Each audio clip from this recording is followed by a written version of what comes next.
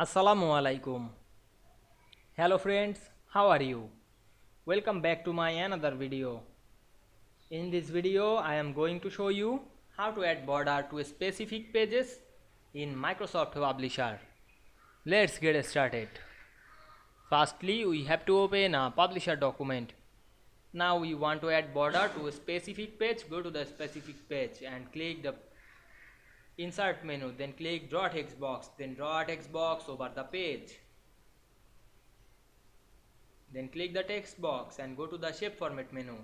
Then click shape outline option and choose any color. Then again go back this option and increase the white. Now we can see we put a border specific page of this document very easily. I hope you enjoyed the video. Please like, comment, share and subscribe my channel. Thanks for watching.